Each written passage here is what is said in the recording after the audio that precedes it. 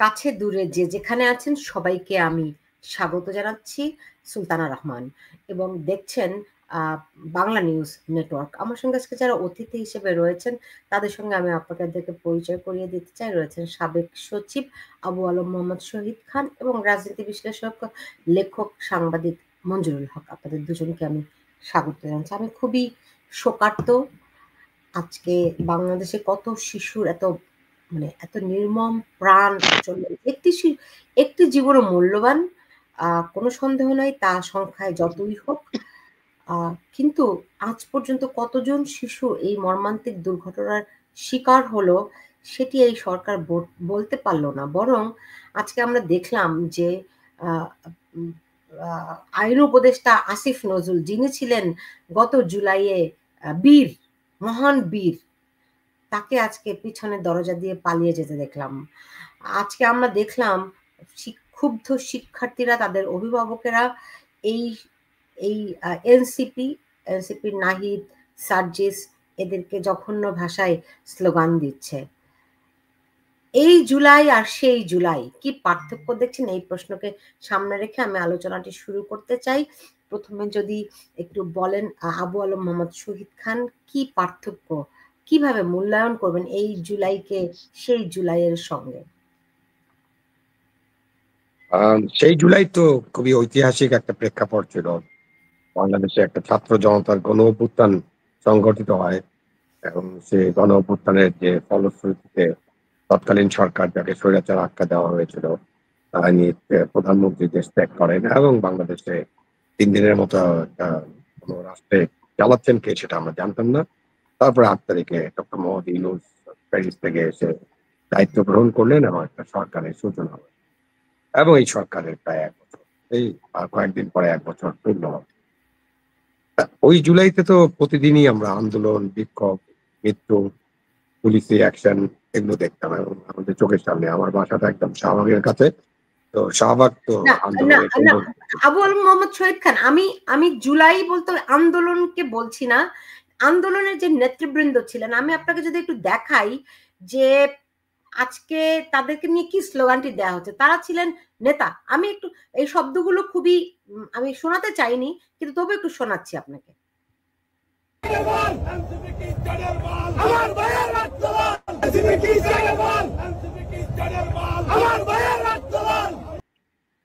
এই দেখলেন একটা মানুষ এনসিপি কে নিয়ে এই স্লোগান দিচ্ছে। আমি আপনাকে আবার এই নেতৃবৃন্দ যারা মানুষের ভিতরে দ্রোহ দিয়েছিলেন গত জুলাইয়ে, তাদের বক্তব্যটা একটু শুনুন। চাই না। আর দ্বিতীয়ত হচ্ছে যে তথ্যের যে সংকট সেটা আসলে হয়েছে, এটার কারণে আসলে নানান গুজবের বিষয়টা আমরা দেখেছি। আসলে তো সরকারের জায়গা থেকে সরকারের কাছে যতটুকু তথ্য আছে এবং সেটা আসলে সত্য তথ্যটা সরকারের প্রকাশ করা উচিত, প্রচার করা উচিত, এবং শুধু প্রকাশ নয় প্রচারও করা উচিত সরকারের জায়গা থেকে। তো সেটা আমরা দেখতে পাচ্ছি। এবং আজকে 2 জন উপদেষ্টা সহ মাইলস্টোন কলেজে যাওয়া শিক্ষা উপদেষ্টা, যিনি রাতে এই ধরনের একটা দায়িত্ব জ্ঞানহীন আচরণ করলেন, তিনি জাতির সামনে ক্ষমা না চেয়ে আবার সেখানে স্পটে চলে গেলেন। এই যে আপনি শুনতে পেয়েছেন আবু আলম মোহাম্মদ শহীদ খান, একদিকে মানুষের প্রতিক্রিয়া আর একদিকে সেই নেতৃবৃন্দের প্রতিক্রিয়া। দেখুন, আমি সেটাই বলছিলাম যে ওই জুলাইতে আমরা এই নেতৃবৃন্দকে অনেক পপুলার নেতৃবৃন্দ হিসাবে দেখেছি। তাদের নেতৃত্বে একটা বড় ধরনের ঐতিহাসিক পট পরিবর্তন হয়েছে বাংলাদেশে।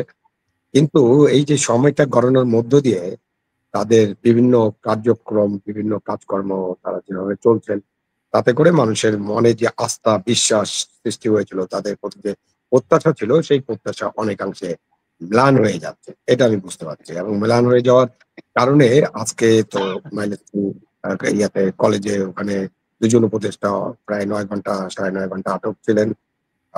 এরপরে সচিবালয়ে আজকে একদল ছাত্রছাত্রী ঢুকে গিয়েছিল। তাদের দাবি ছিল যে এত রাতের বেলা কি জন্য তাদের পরীক্ষাটা বাতিল করা হলো, এবং এটা তো যে পরীক্ষাটা বাতিল করা হয়েছে সেটা তো সরি, এই পরীক্ষা তো বাতিল করার সিদ্ধান্ত তো দিনের মধ্যেই নেওয়া যেত। এখন রাত 3টার সময় আপনি পরীক্ষা বাতিল করবেন এবং ফেসবুকে জানিয়ে দেবেন। এই যে ফেসবুক কেন্দ্রিক বা সোশ্যাল মিডিয়া কেন্দ্রিক সরকার পরিচালনা, এইটা আমরা দেখতে পাচ্ছি এবং এইটাতে 12টার পরেই বিশেষ বিশেষ লোকজন সক্রিয় হয়ে ওঠেন এবং তারা বিভিন্ন ধরনের বাণী দিতে থাকেন। কিছু কিছু তো ইনফ্লুয়েন্সার আছে আপনাদের মতো, যারা বহুদূর থেকে আমাদেরকে বাণী দেন। আপনাদের টাইমটা মিলে আপনি 12টার পরে হয়তো আপনাদের সুযোগ বেশি থাকে, সেজন্য তারাও সেটা করেন। এই সব মিলিয়ে বাংলাদেশের জনগণ যে আশা আকাঙ্ক্ষা নিয়ে একটা গণতান্ত্রিক মানবিক বাংলাদেশ গড়ে তোলার জন্য, বা একটা গণতান্ত্রিক বাংলাদেশ গড়ে তোলার জন্য, ভালো নির্বাচনের জন্য যে আন্দোলন করেছিল, যে আন্দোলনে অংশ নিয়েছিল এবং অনেক মানুষ নিজের জীবন বাজি রেখেছিল, আত্মাহুতি দিয়েছে। তো তার যে লক্ষ্য ছিল, উদ্দেশ্য ছিল, সেই লক্ষ্য উদ্দেশ্যের কাছাকাছি আমরা এখন নেই। জুলাই আন্দোলনের তখনকার নেতাদেরকে, মানে জি 2024-এর নেতাদেরকে যেতে দেখছি না এবং সরকারকেও সেই লক্ষ্যে পূরণে কাজ করতে দেখছি না। এটাই হলো তফাৎ। এবং এই তফাতের কারণে এখন তারাই, যারা এক সময় মবকে আশ্রয় দিয়েছেন, মবকে প্রেশার গ্রুপ বানিয়েছেন, বলেছেন, এবং মবতন্ত্র যাদের ভালো লাগছিল, এখন তারা নিজেরাই মবের শিকার হতে যাচ্ছেন এবং শিকার হচ্ছেন। জি জি আবু আল মোহাম্মদ শহীদ খান, আপনি আমার মনে হচ্ছে আপনার একটা কথার জবাব না দিলেই আমার তরফ থেকে নয়। আমার এই অনুষ্ঠানের মধ্য দিয়ে আমি বোধ করি আমি বাংলাদেশের মানুষের এক অংশের কথা আমি কিছুটা হলেও বলতে পারছি, যাদের এই মুহূর্তে বাংলাদেশের গণমাধ্যম থেকে নিশ্চিহ্ন করে দেওয়া হয়েছে। এবং প্রতিদিন আমি যে সমস্ত মেসেজ পাই, যে সমস্ত মানে বার্তা আমার ইনবক্সে বোঝাই হয়ে যায়, আমার মাঝে মাঝে চোখে পানি চলে আসে এবং আমার মনে হয় আমি সত্যি সত্যি একটা যুদ্ধের মধ্যেই আছি। এবং আমি খুবই গর্বিত। আমি কখনোই কোনো এমন কোনো মানে কথা, এমন কোনো বা তথ্য না, আমি বলবো গুজব রটাতে চাই না বা গুজবের সামিল হতে চাই না, যা মানুষকে, আমার জাতিকে বিভ্রান্ত করে। আপনি দেখুন গতকাল থেকে কত রকমের কথা আপনারা শুনছেন, আমার কানে কি আসে না? আসে। কিন্তু আমি এখন পর্যন্ত একটি কথাও বলিনি যে এটি কি ঘটনা নাকি দুর্ঘটনা, মানে এটি কি দুর্ঘটনা নাকি এটি নিছক কোনো পরিকল্পনা। না, আমি এই স্পেকুলেশনে যেতে চাই না এখন, কারণ এটি এই সময় নাই। যেই শিশুরা পুরো বাংলাদেশ কেন সারা পৃথিবীতে বাংলাদেশিরা যেখানে আছে এই খবরটি জানে তারা শোকার্ত। আজকে একটি সন্তান হারানো, এই ছোট্ট পবিত্র তারা বাচ্চা শিশু, তাদের তাদের এরকম মর্মান্তিক মৃত্যু এবং যে সমস্ত দৃশ্য আমরা সামাজিক যোগাযোগ মাধ্যমগুলোতে দেখেছি, এটি এটি অবিশ্বাস্য, অবিশ্বাস্য, সত্যি অবিশ্বাস্য। এবং জনাব জনাব মঞ্জুরুল হক যেভাবে করে আজকে এই নেতৃবৃন্দ তোপের মধ্যে পড়ছেন, আপনার কাছে কি মনে হয় এটি অসঙ্গত? ধন্যবাদ। আমি আসলে আবু আলম সাহেবের বক্তব্য শুনতে পাইনি, একটুও শুনতে পাইনি, যে কারণে এখন উনি কি বলেছেন আমি জানি না, ওই জন্য রিপিটিশন হয়ে যেতে পারে। যাই হোক, সঙ্গত তো অবশ্যই। জনগণ কখনো ভুল করে না, এটা হচ্ছে একটি কমন বিষয়। সাধারণ কখনো ভুল করে না। তো আজকে যে জনগণের যে অংশটি, আমরা শিক্ষার্থীদের বলি, আমরা শিক্ষার্থীদের যে অংশটি আজকে রাস্তায় নেমেছে, ঢাকার সমস্ত স্কুল কলেজের শিক্ষার্থীরা সবাই, প্রথমে নামার কথা ছিল যারা এইচএসসি পরীক্ষার্থী তারা, কিন্তু পরে দেখা গেল যে সমস্ত শিক্ষার্থীরা নেমেছে, সচিবালয় ঘেরাও করেছে। তো এইটি খুবই সঙ্গত যে তারা কয়েক মাস আগে দেখলো যে এই শিক্ষার্থীদেরকে নাম ভাঙিয়ে এদেরকে সাথে নিয়ে এক শ্রেণীর তথাকথিত শিক্ষার্থীরা রাষ্ট্র ক্ষমতায় চলে গেল, রাতারাতি কয়েকশো কোটি টাকার মালিক হয়ে গেল, তাদের জীবনযাত্রা বদলে গেল, তাদের গাড়ি বাড়ি বদলে গেল, তাদের চলাফেরা কথা বলা সবকিছু বদলে গেল। তারা একটি জনসভা করতে গেলে 7 থেকে 8 কোটি টাকা রাষ্ট্রীয় ব্যয়ে সেখানে বিভিন্ন বাহিনী যে প্রোটেকশন দিচ্ছে। যে কমিটিটা এখন পর্যন্ত আহ্বায়ক কমিটি, একটি পূর্ণাঙ্গ কমিটি কিন্তু না এনসিপি, সেই আহ্বায়ক কমিটিটাকে প্রোটেকশন দেওয়ার জন্য রাষ্ট্রের টাকা ব্যয় করে সেনাবাহিনী, সোয়াত, র্যাব, পুলিশ, বিজিবি, একাধিক বাহিনী গোপালগঞ্জে যেয়ে জনগণের উপরে হামলে পড়েছে। এবং চট্টগ্রামে যখন তারা সমাবেশ করতে গেছে, সেখানে সমাবেশের আগে নিরাপত্তা তল্লাশির নামে হোটেল থেকে শুরু করে প্রত্যেক বাড়ি বাড়ি, সারাউন্ডিং এরিয়ায় সমস্ত বাড়ি পর্যন্ত তারা চেক করেছে। অর্থাৎ এই প্রোটোকলটি হচ্ছে কমপ্লিটলি রাষ্ট্রের দুজন ব্যক্তির জন্য প্রোটোকলটি প্রযোজ্য হয়। একজন প্রেসিডেন্ট, একজন প্রধানমন্ত্রী।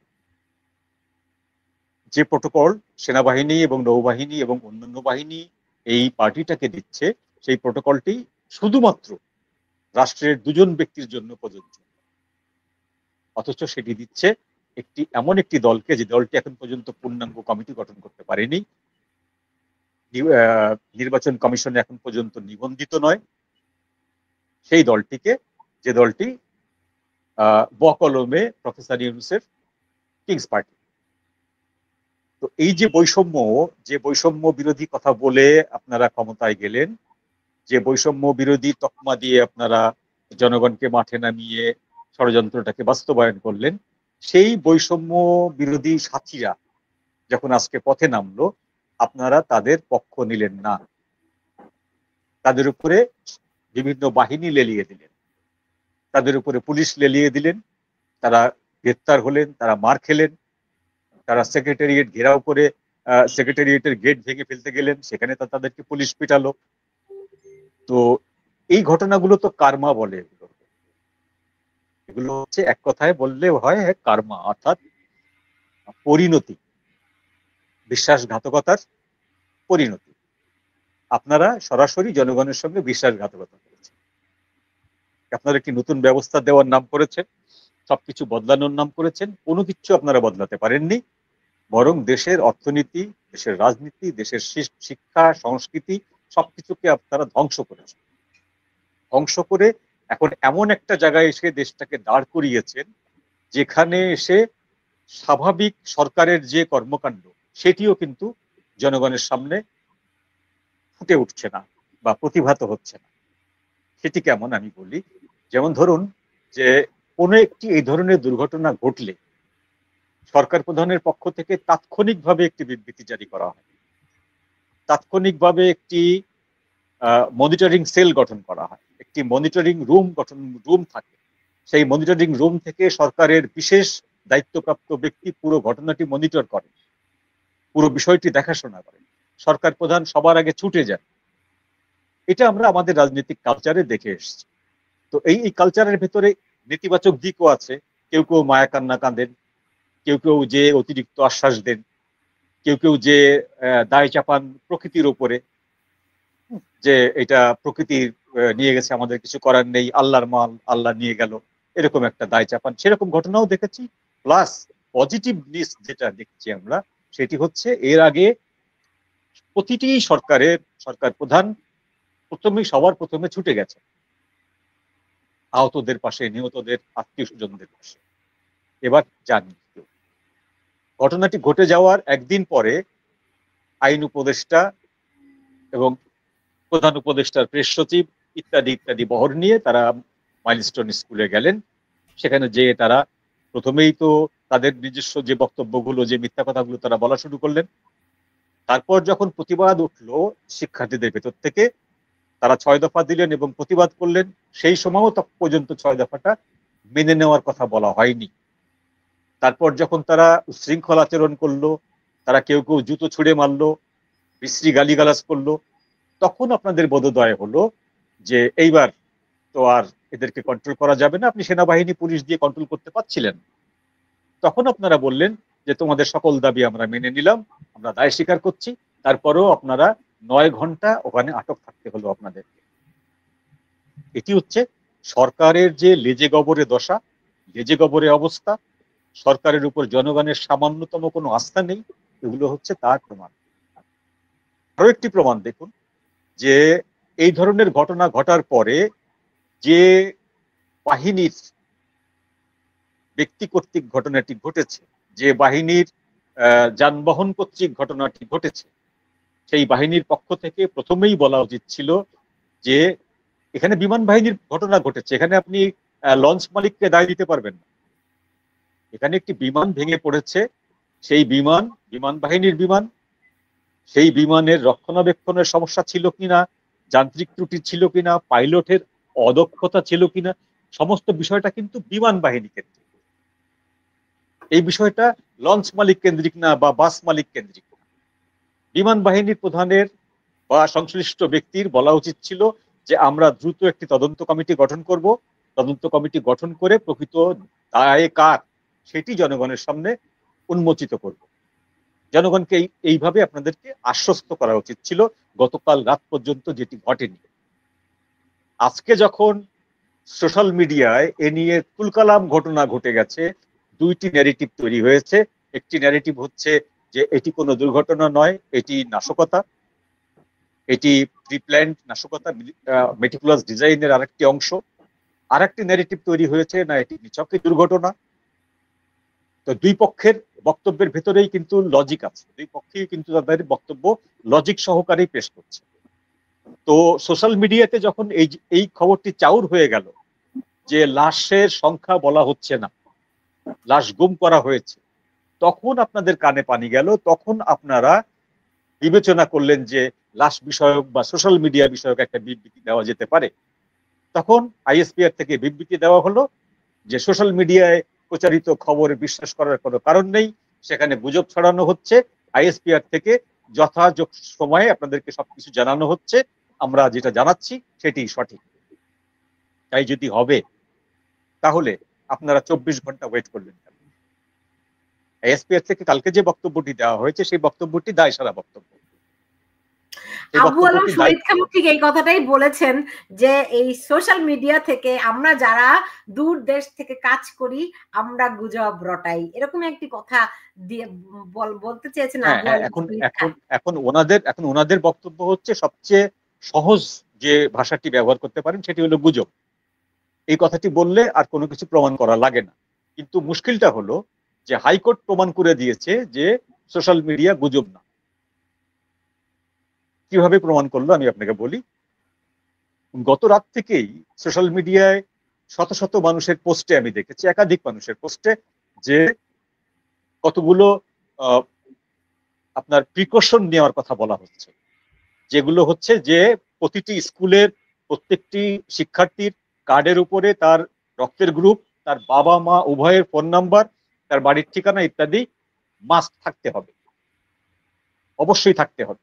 এটা নাম্বার 1।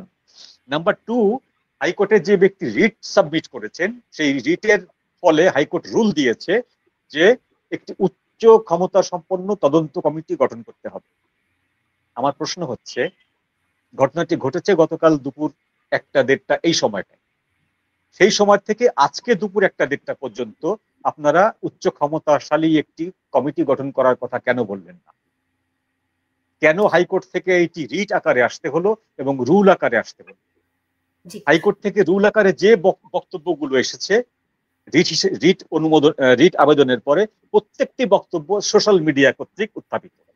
এর একটি বক্তব্য কিন্তু কোনো প্রিন্ট মিডিয়া বা ইলেকট্রনিক মিডিয়াতে আসেনি। এই বক্তব্যগুলো এসেছে।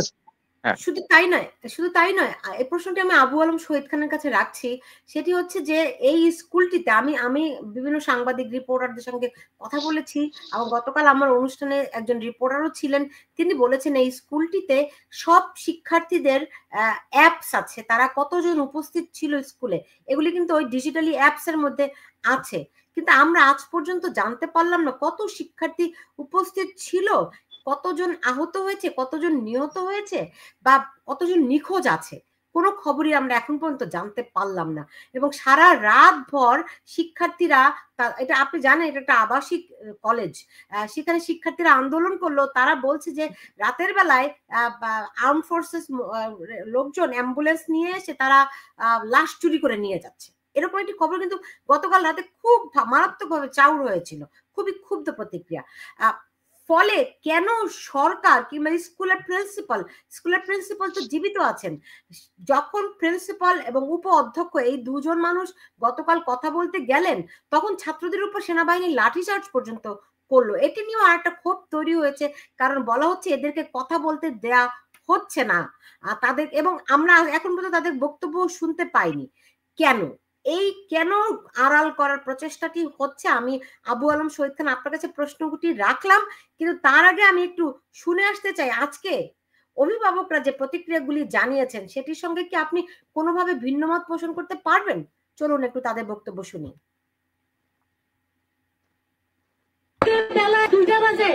আপনি কালকে পর্যন্ত বিমানবাহী প্রধান কোথায়?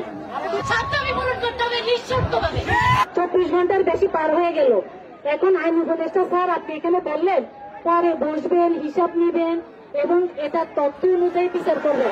স্যার বিমান বাহিনী তোমাকে এখানে চাই যে প্রত্যেকটি মা এবং বাবা অভিভাবককে জবাব দিতে হবে। সেনাবাহিনী আমার সন্তানের গায়ে হাত তুলছে, শিক্ষকদের গায়ে হাত তুলছে। এটা কিসের কালকে দিয়ে বসবো? আপনার সাথে একলা কিসের বসা? এটা কোনো বসা নাই। খালিস্তানের ঘটনা খালিস্তানের মাঠে সমাধান হবে। এটা আমাদের দাবি। আমরা গোপন বৈঠক করবো না।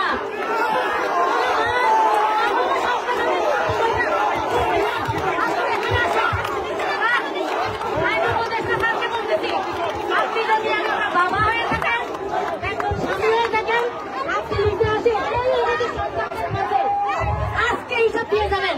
কালকে আমাদের কিছু সন্তানদের লাশ প্লেনে করে তুলে নেওয়া হয়েছে, প্লেনে করে তুলে নেওয়া হয়েছে। এখন আমার প্রশ্নটা হইল, আমার সন্তানদের দাবি অনেক, সাবধানে পালন করতে হবে নিঃশর্তভাবে। এবং রাত্রিবেলা অ্যাম্বুলেন্স আছে সেটা। দ্বিতীয়ত হইল যার যে সন্তান হারাইছে মনে করছে তার হয়েছে, তার সম্পূর্ণ ক্ষতিপূরণ, মাইলস্টোনের সম্পূর্ণ ক্ষতিপূরণ। ইভেন কিভাবে এটা প্রয়োগ করা হবে, যারা আছে তাদের সঠিক ট্রিটমেন্ট সরকার বহন করবে। উন্নত ট্রিটমেন্টের ব্যবস্থা বিদেশে নিয়ে এটা করতে হবে। আমি দেখি মাঠে এসে ঘোষণা দিতে হবে। আমরা এরকম ঘোষণাতে এখন বহু দেখছি স্যার, 24 থেকে স্যার বহু দেখছি স্যার, আর দেখতে চাই না। আমি একটা মা আর একটা মাকে নিয়ে কথা বলছি, একটা বাবাকে। আমার সন্তান অক্ষত আছে, আমি আবারও বলছি, আমি আমার আরেকটা সন্তান কারাইছি, আমার একটা বোন হারাইছে, আমার বান্ধবীদের সন্তান আছে, তাকে আমি কথা বলবো না, আমি কথা বলবো না। সুতরাং এটা সঠিক এই মাঠে সংবিধানটাই মাঠে হবে। আবু আলম মোহাম্মদ শহীদ খান, কেন সন্তান হারানোর পরেও কেন তাদেরকে সমবেত হচ্ছে এই দাবি দাওয়াগুলোর জন্য? আপনি তাদের কোন দাবিটার সঙ্গে ভিন্ন মত পোষণ করবেন? আমি তো তাদের কোনো দাবির সাথে ভিন্ন মত পোষণ করার কোনো সুযোগ নেই। আমরা শুনলাম, আপনারা শুনেছেন, এবং এখানে সরকারের যে মিসম্যানেজমেন্ট সেটা তো পদে পদে ফুটে উঠেছে। তো সরকারের পক্ষ থেকে কি করবে? সরকারের পক্ষ থেকে যা যা করণীয় তাকে তো তা করতে হবে। তাদেরকে ওই জায়গাটার ম্যানেজমেন্ট করতে হবে, লাশগুলো উদ্ধার করতে হবে, এবং যারা আহত আছে তাদের সুচিকিৎসার ব্যবস্থা করতে হবে। এটা হলো সরকারের কাজ এবং সরকারি সংস্থাগুলোর কাজ। তারা এই কাজটা করবেন এবং ভালোভাবে করবেন, মনোযোগ দিয়ে করবেন এবং আন্তরিকভাবে করবেন। সন্তানদের মানে কতজন মারা গেছে এই যে 24 ঘন্টা হয়ে গেছে, এখন আমরা যাই না, এখন তো আরো 8 ঘন্টা বা 10 ঘন্টা যুক্ত হয়ে গেল। আমরা এখনো কেন একটা প্রপার লিস্ট পাচ্ছি না? এটা তো অবশ্যই একটা যৌক্তিক দাবি। এবং এটা তো একটা স্কুল, এটা এমন নয় যে একটা বস্তিতে পড়েছে, সুতরাং আমাদেরকে খুঁজে বের করতে হবে এই বস্তিতে কোন ঘরে কে ছিল। স্কুলে যখন দুর্ঘটনাটা ঘটেছে এবং সেখানে যখন বিমানটা বিধ্বস্ত হয়েছে, তখন সেই স্কুলে তখন ছাত্ররা ছিল, ছাত্রছাত্রীরা, শিক্ষক এবং কর্মচারীরা ছিল। এবং স্কুলের এই স্কুলটার যতটুকু জানি আমি, এই স্কুলটাতে অ্যাটেন্ডেন্স নেওয়ার জন্য একটা অ্যাপস আছে এবং তাদের অ্যাটেন্ডেন্স নেওয়া যায়। এবং এই স্কুলের প্রতিটি ছাত্রের ঠিকানা আছে এবং তাদের ফোন নাম্বার আছে, গার্জিয়ানের, যে ফোন নাম্বার দিয়ে গার্জিয়ানদের সাথে কথা বলা যায়। এখন এই স্কুলের যে মানে প্রধান শিক্ষক বা যারা স্কুলটা ম্যানেজ করেন, তারা তো এই কাজটা করো। সরকারের উচিত ছিল তাদেরকে বলা, তাদের মাধ্যমে জানা যে আপনার স্কুলে কতজন ছাত্র উপস্থিত ছিল, কারা কারা আছেন, কারা কারা নিখোঁজ, কোন কোন বাপ মায়ের সাথে, সব বাবা মার সাথে যোগাযোগ করা, যোগাযোগ করে তাদের তথ্য সংগ্রহ করা এবং এই তথ্যটা জনগণের সামনে তুলে ধরা। বাংলাদেশের প্রবলেমটা কি? বাংলাদেশের প্রবলেমটা হচ্ছে বাংলাদেশের মানুষজন সরকারকে বিশ্বাস করে না, আসলে কাউকে বিশ্বাস করে না। আপনি ধরেন যে ওই যে স্ট্যাম্পিড হয়, যখন ঈদের সময় কাপড় বিতরণ করতে যায় অথবা গোস্ত বিতরণ করতে যায়, তখন হাজার হাজার বুভুক্ষ জনতা এক জায়গায় হয়, তখন স্ট্যাম্পিড হয়, তো কয়েকজন মারা গেল। সেখানেও কিন্তু ওই যে লাশ লুকিয়ে ফেলার একটা প্রবণতা আমরা দেখি। আমাদের অ্যাক্সিডেন্ট যখন হয়, সেখানে বাস মালিক বা তারা যদি আগে পৌঁছেন, সেখানেও তারা এই কাজটা করেন। লঞ্চের মালিকরা একই কাজ করেন। মানে বাংলাদেশের কালচারে লাশ লুকিয়ে ফেলার একটা ব্যবস্থা বা এরকম একটা অভিযোগ আমরা সবসময় দেখেছি। সুতরাং এখানেও কিন্তু এই অভিযোগটা আসবে। কিন্তু এই অভিযোগটা ক্ষেত্রে আমাদের সুবিধা হলো যে এই স্কুলের কাছে যে তথ্য প্রমাণ আছে, সেই তথ্য প্রমাণের ভিত্তিতে আগামী 2-1 দিনের মধ্যেই এটা জানা সম্ভব। এটার সমাধানটা এই। এটার সমাধান এই না যে এখনই আমাকে আচ্ছা আবু আল সমস্ত শহীদ খান, জিনিস দিতে আপনি হবে। তো একজন বাবা, আপনি বলুন তো, যেই বাবার, যেই মায়ের সন্তানটির এখনো কোনো খোঁজ নাই, তার জন্য প্রতিটি সেকেন্ড, প্রতিটি মুহূর্ত কত মূল্যবান বলুন তো, সে কিভাবে দিনটি পার করছে? খুবই গুরুত্বপূর্ণ। এই জন্যই তো আমাদের তথ্যটা সংগ্রহ করতে হবে এবং সেই বাবা মাকে তথ্যটা দিতে হবে এবং তাদের সাথে কথা বলতে হবে। আমাদের দেশে দেখেন সুলতানা, আমাদের দেশে তো আমাদের যে স্বাস্থ্য ব্যবস্থা, আমাদের যে রাজনৈতিক ব্যবস্থা বা আমাদের যে আমরা বলি না যে নতুন বন্দোবস্ত, আমাদের যে বন্দোবস্ত এখন আছে, এই বন্দোবস্তের ভিতর দিয়ে আমরা স্বচ্ছভাবে স্বচ্ছতার সাথে খুব একটা সরকারকে কাজ করতে দেখি না। যার কারণে সরকারের উপর অনেক সন্দেহ অবিশ্বাস না হয়। সরকারকে সরকার কাজ তো এটা করতে প্রথমে দেখি না নাকি সরকার চায় না? কারণ আমি প্রথমে আপনাকে প্রশ্নটি রেখেছিলাম যে এই স্কুলের একটা অ্যাপস আছে। সেই অ্যাপস এর মাধ্যমে তারা জানতে পারে যে কতজন স্টুডেন্ট উপস্থিত আছে, কতজন নাই। এটা তো তারা কালকে সঙ্গে সঙ্গে বের করার কথা ছিল। ইয়েস, এটা তো স্কুলের কাছেই আছে। এটা তো স্কুল কর্তৃপক্ষ বের করতে পারেন। এখন আপনাকে স্কুল কর্তৃপক্ষের সাথে কথা বলতে হবে যে না, না, তাদেরকে না, বের না, না, করতে না আপনি পারা হয়েছে না কিনা। স্কুল কর্তৃপক্ষ যখন কথা বলতে গেছে তখন তাদেরকে থামিয়ে দেওয়া হয়েছে। এই অভিযোগটি তো করা হচ্ছে। হ্যাঁ, আমি আমি অনেক অভিযোগ, পাল্টা অভিযোগ থাকবে। কিন্তু দিন শেষে কথা হলো যে আমরা প্রত্যেকটা ছাত্র, ছাত্রী, শিক্ষক, কর্মচারী প্রত্যেকের আমরা চাই, তথ্য চাই, তাই না? আমাদের দাবিটা কি? আপনাকে তথ্যটা দিতে হবে এবং যত দ্রুত পারেন তথ্যটা দিবেন। সেই ক্ষেত্রে সরকারকে অবশ্যই ব্যবস্থা নিতে হবে। সরকারই এই কাজটা করবেন স্কুল কর্তৃপক্ষের সাথে বসে। এখন সরকার স্কুল কর্তৃপক্ষের সাথে কথা বলতে চান নাই। তাদেরকে দূরে সরিয়ে দিয়েছেন। তারপরে সেখানে আবার লাঠিচার্জ হয়েছে ছাত্রদের উপর, শিক্ষকদের উপরে। এগুলো তো তার পরের ঘটনা। এবং এইসব ঘটনা ঘটিয়ে সরকার তো নিজেই একটা বিপদে আছে। মানে সরকার যদি মনে করে যে বিপদে আছে, তাহলে মনে করতে পারে। সরকারের থাকবেন আপনি, আপনি জনগণের প্রতি সহনশীল হবেন না। আপনি একটা ঘটনার পরে স্বচ্ছতার ভিত্তিতে সেই ঘটনার মূল্যায়ন করবেন না। আপনি কোনো তথ্য দেবেন না। কতজন মারা গেছে, কতজন আহত আছে এবং আপনি তাদের ব্যাপারে কি ব্যবস্থা নিচ্ছেন সেগুলো প্রকাশ করবেন না। আর আপনি এই যে মিটিং করতে যাবেন, এখানে মিটিং করবেন, সেখানে মিটিং করবেন। এটা তো কোনো পলিসি না। এইজন্য সরকারের যে দায়িত্ব, সেই দায়িত্ব বর্তমান সরকার, অন্তর্বর্তীকালীন সরকার পালনে ব্যর্থ হয়েছে। তাদের কাছে এখনো সুযোগ আছে, ব্যর্থ হয়েছে। কারণ তারা রাতের বেলা রাত ৩টার সময় কেন এইচএসসি পরীক্ষা বাতিল করে বলেন? আপনি যখন সিদ্ধান্ত হলো যে আপনি কালকে শোক দিবস পালন করবেন, যখন ওখানে তো নিশ্চয়ই আলোচনা হয়েছে। ওই আলোচনার মধ্যেই তো এই সিদ্ধান্ত তো হয়ে যাওয়া উচিত ছিল যে কালকের পরীক্ষাটা বন্ধ থাকবে। আপনি পরীক্ষা বন্ধ করে দিলেন, করলেন না। আপনি রাত ৩টায় ৩:৩০ একটা ফেসবুক পোস্টিং দিলেন এবং এই সরকারের তো আরেকটা মজার জিনিস আছে। এই সরকারের অনেক উপদেষ্টা, অনেকেই রাতের পরে মানে গভীর রাতে তাদের বিভিন্ন ধরনের পোস্টিং দেয়। সেটা ফেসবুকে হতে পারে, টুইটারে হতে পারে, সোশ্যাল মিডিয়াতে হতে পারে, স্ট্যাটাস হতে পারে, তারা এইসব করে। এটা তো একটা মানে নতুন ধরনের ব্যবস্থা দেখছি। এটাই কি নতুন বাংলাদেশ? এটা জিজ্ঞাসা করতে হবে তাদেরকে। আমরা তো সবকিছু চাই দিনের আলোতে, যখন সরকারি অফিস আদালত খোলা থাকে, তো যখন মানুষজন কাজ করে, তখন আপনি এই সব জিনিস পুরো কাজ করবেন। কিন্তু আপনি সেটা করছেন না। জি, মঞ্জুরুল হক, তাহলে এই নতুন বাংলাদেশের এই অভ্যুত্থানের সরকারের ভবিষ্যৎটা কি? ভবিষ্যৎ বলার সময় এখনো আসেনি। ভবিষ্যৎ আমরা বলার কেউ না। তবে যেটা হচ্ছে যে আহ, সরকার লেজে গোবরে অবস্থায় সরকার পরিচালনা করছে এবং বাংলাদেশের ইতিহাসে এত বিপরীতার্থক, এত হিপোক্রেসি এবং এত মিথ্যা কথা বলে এবং এত কথা বলে আবার সেই কথা ঘুরানো, এত সিদ্ধান্তহীনতা এবং এত অজনপ্রিয় সরকার বাংলাদেশের ইতিহাসে কখনো আসে। বাংলাদেশের ইতিহাসে এর আগেও 3বার তত্ত্বাবধায়ক সরকার এসছে 3 মাস করে, তারাও কেউ এত অজনপ্রিয় ছিল না। 1/11-এর সময় যে সামরিক বাহিনী সমর্থিত সরকার এসেছিল, তারাও এতটা অজনপ্রিয় ছিল না। বাট এই সরকার যতটা আপনি দেখেন অজনপ্রিয়, আজকে আসিফ নজরুল এবং শফিকুল আলমকে যেভাবে করে পালিয়ে যেতে হলো 8 ঘন্টা অবরুদ্ধ থাকার পরে, তো এই সরকারের কাছে মানে তাদের এত অব্যবস্থাপনা, এত দুর্বলতার কারণটা কি? অথচ তারাই ছিল আইন, তাদের মুখের কথাই ছিল আইন। এই অবস্থায় যাওয়ার সেটাই তো কারণটা কি? সেটা তো আমি আগেই বললাম যে দুর্ঘটনা ঘটার পরে আপনি কার জন্য ওয়েট করবেন?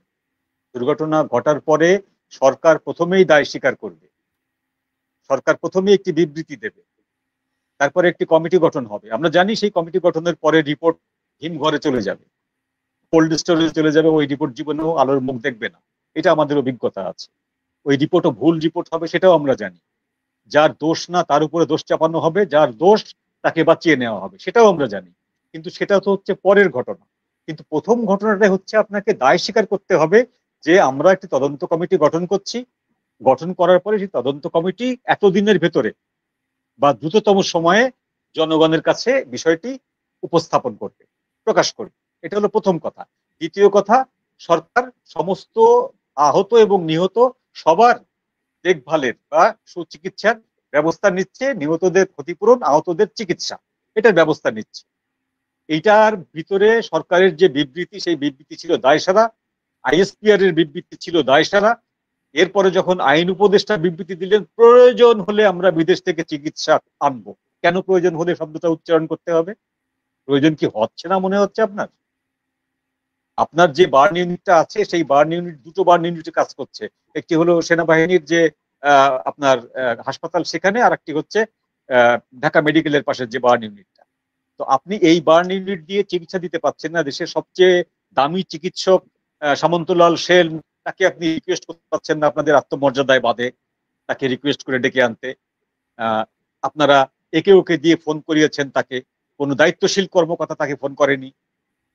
আবার আপনারা বলছেন যে যদি প্রয়োজন মনে হয়, এই প্রয়োজন হওয়ার আগেই ভারত থেকে একটি চিকিৎসক দল অলরেডি রওনা হয়ে গেছে, সিঙ্গাপুর থেকে আরেকটি চিকিৎসক দল রওনা হয়েছে, হয়তো তারা আজকে রাতে এখানে এসে পৌঁছাবে।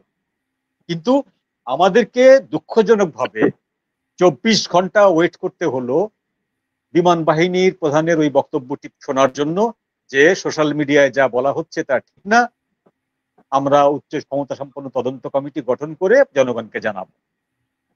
এবং ওগুলো বিশ্বাস করবেন, ওগুলো সব ষড়যন্ত্র, ওগুলো কুচক্রী মহল চালাচ্ছে। এটা 24 ঘন্টা পরে এসে বিমান বাহিনী প্রধানকে বলতে হলো। তাহলে সরকার কি করেছে? সরকার কিচ্ছু করেনি। সরকার যেটা করেছে সেটা আজকে করেছে। সেটা হলো সরকার এই ছাত্রদের যে হঠাৎ করে 180 ডিগ্রি ঘুরে যাওয়া, এই যে সচিবালয় ঘেরাও করা, এই যে সারাদিন মিটিং মিছিল করা ছাত্রদের দাবি নেওয়া এবং দুজন উপদেষ্টাকে 9 ঘন্টা আটকে রাখা, এই ঘটনার প্রেক্ষিতে সরকার ভয় পেয়েছে। সরকার ভয় পেয়ে তার যে স্টেক হোল্ডার আছে সেই 4 জন স্টেক হোল্ডারকে নিয়ে, 4টি স্টেক হোল্ডার দলকে নিয়ে সরকার মিটিং করেছে, হাসি হাসি মুখে একটি সেলফি তুলে পত্রিকায় প্রকাশ করেছে। That's it. সরকারের দায়িত্ব পালন শেষ। এখন একটি ব্যাংক থেকে বলা হচ্ছে আমরা 5 কোটি টাকা দেওয়ার প্রতিশ্রুতি দিলাম। হ্যাঁ, আর হাইকোর্ট থেকে রিটের জবাবে রুল জারি করা হচ্ছে যে প্রতিটি নিহত ব্যক্তির জন্য 5 কোটি, আহত ব্যক্তির জন্য 1 কোটি টাকা দেওয়ার জন্য হাইকোর্ট রুল জারি করছে। তো আপনার হাইকোর্টকে রুল জারি করতে হবে কেন? হাইকোর্ট কখন রুল জারি করে? যখন কোনো ব্যক্তি হাইকোর্টে একটি রিট পিটিশন করেন। তো কোনো একজন ব্যক্তি যে রিট পিটিশন করছে, হাইকোর্ট তার পিটিশনের উত্তরে রুল জারি করছে। তাহলে সরকারটা কোথায় এখানে? জি, উপরন্তু প্রধান উপদেষ্টা সামাজিক যোগাযোগ মাধ্যমে একটি স্ট্যাটাস দিয়েছেন, তিনি সাহায্য আবেদন করেছেন নাগরিকদের কাছ থেকে, পরে আবার সেটা রিমুভ করে নিয়েছেন। আবু আলম শহীদ খান, এই ন্যাক্কারজনক কাজ কেন? রিমুভ করার মধ্য দিয়ে তো এটা প্রমাণিত হয়েছে যে এটা তার অনুচিত স্ট্যাটাস ছিল। এটা করার তো কোনো দরকার ছিল না। বাংলাদেশের সরকার অনেক নানাবিধ আর্থিক সমস্যা থাকতে পারে, বাট বাংলাদেশ সরকার এরকম ফকির অবস্থায় চলে যায়নি যে আমাদের কিছু সংখ্যক মানুষ যারা নিহত হয়েছেন এবং আরো কিছু সংখ্যক মানুষ যাদের ছাত্র ছাত্রী যারা আহত হয়েছেন তাদেরকে সুচিকিৎসা দেওয়া এবং তাদেরকে আর্থিক সাহায্য দেওয়ার জন্য তাদের কাছে টাকা নেই, এটা হতে পারে না। দে হ্যাভ এনাফ মানি, তারা সবসময় তুলতে পারেন টাকা। এটা প্রধানমন্ত্রীর ত্রাণ তহবিল আছে, এটা এখন প্রধান উপদেষ্টার ত্রাণ তহবিল, সেই ত্রাণ তহবিলে সারা বছর ধরে মানুষ টাকা দিতে পারে, কোনো অসুবিধা নেই। বাট এইটাকে ইস্যু করে টাকা চাওয়ার বিষয়টা ঠিক হয়নি বলেই তো তারা এটা উইথড্র করেছেন। এটা কোনো দরকার ছিল না।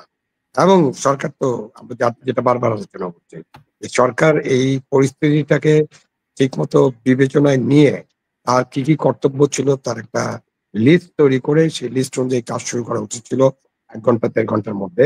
সেই কাজটা সরকার করতে ব্যর্থ হয়েছে এবং ওটার ব্যর্থতার কারণে এখন তারা নানানবিধ যে কাজ করতেছে সেটা নিয়ে নানান প্রশ্ন উত্থিত হচ্ছে। আপনি সরকার যদি চালাতে কেন বলছেন আবু আলম মোহাম্মদ শহীদ খান? যেই সরকার বলেছে যে তারা ছাত্রদের যে ছাত্ররা তাদের নিয়োগকর্তা, আজকে যখন পুলিশ সেনাবাহিনী সেই ছাত্রদের উপর লাঠি পেটা করে এবং সেই ছাত্ররা যারা তার প্রিয় বন্ধুকে হারিয়েছে, রাইট, তার সহপাঠীকে হারিয়েছে এবং তাদের কেউ সন্ধান যায় না, সেই ছাত্রদের উপর যখন পুলিশ লাঠি পেটা করে, তখন এই সরকারের ক্ষমতায় থাকার কোনো নৈতিকতা থাকে